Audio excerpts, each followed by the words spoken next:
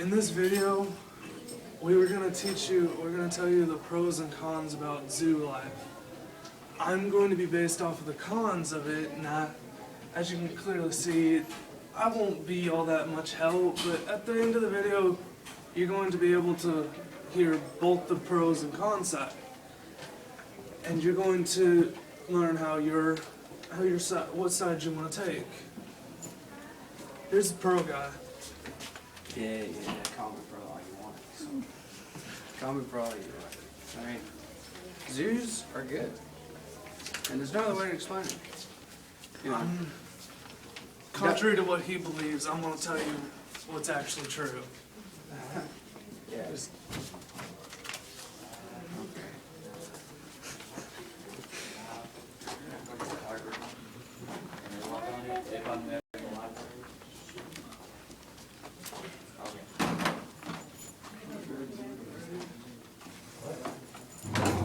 Sit right there. I sit over there. Can I stop I don't know. You sit up there where you can see us. it? Okay.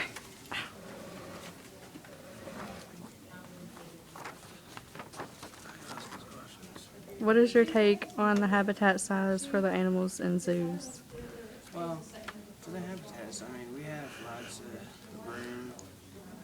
I mean, we have lots of rooms for all the animals. You know, they can run, play, do just about pretty much anything. There's nothing they really can't do. Oh, I got a contrary thing to that. There's an elephant that lived in Africa. During the frigid air, they kept her in a small enclosed location to where she could not roam. And you guys know elephants roam for up to 30 miles a day in a pack of multiple people. But she was lucky to get a couple inches. She hardly had any water. The room size was small. She didn't have any partners in there. She was lucky to get a roommate or two. What's your rebuttal to that then, huh? That's different from what. That's in Africa, all right. You know, we have no control. That's in a totally different country. You know. The zoos have control over it.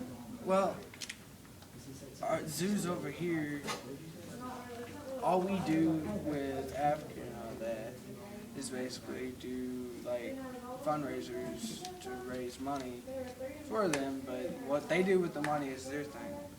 But the zoos, all the zoos are in this basic little world. They're like a government of themselves. So, if one zoo helps each other out, then the other one should too.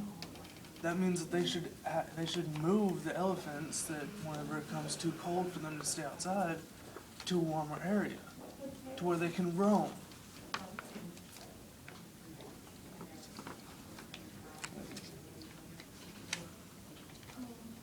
Do you believe the food source is healthy for animals? Why or why not?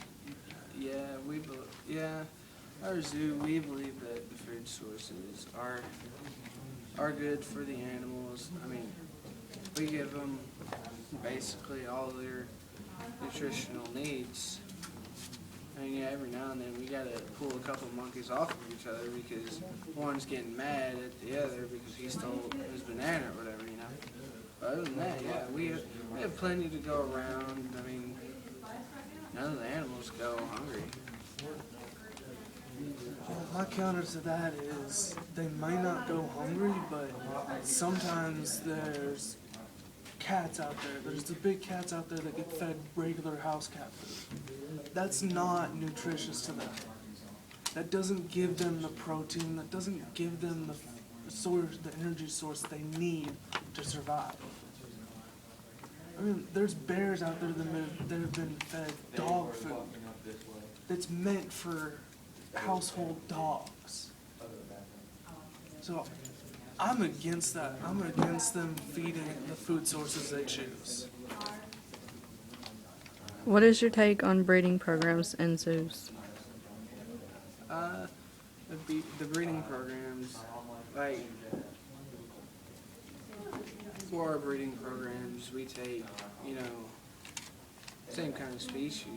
I mean, that's how we keep the population going. I mean, we have like a habitat of all kinds for the breeding process, and then they have their regular habitat.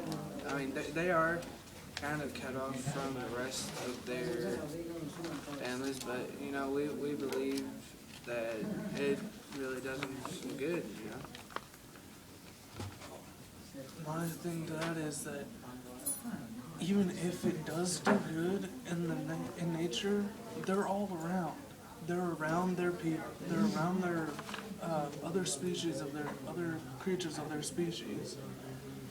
They mate with the ones they choose. They're not forcefully being mated. And yeah, I can agree that does do some good, but that's forcing